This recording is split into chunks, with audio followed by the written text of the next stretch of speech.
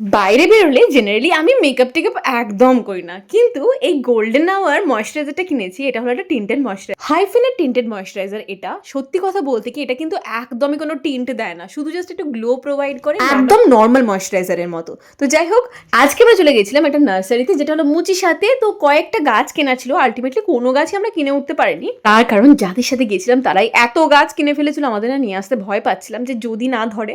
তো সেই জন্য যে গাছগুলো নেব নাম জানি না ঠিকই, প্রত্যেকটা ফটো তুলে নিয়ে এসেছি। আমাদের এখানে যিনি গার্ডেনিং এ কাজ করে ওনাকে দেখাবো, উনি এনে দেবেন। তো আমরা গিয়েই প্রথমে দেখলাম এত সুন্দর সুন্দর কমলা লেবু ধরেছিল আর ফুল বা গাছের এত ভ্যারাইটি, মনে হচ্ছিল যেন ফুলের স্বর্গে চলে এসেছি। পার্পল কালারের ফুলকপি, এই পিঙ্ক কালারের অর্কিডটা দেখুন 1200 টাকা দাম গাছটার। বাকি মোটামুটি 40 টাকা থেকে শুরু করে 500 টাকা পর্যন্ত ভ্যারাইটি ছিল। আর এই গোলাপগুলো দেখছেন, এই গোলাপগুলো 350 টাকা করে। কমলা লেবুর গাছগুলো এত সুন্দর লাগছিল যে ফটো না নিয়ে পারলাম না।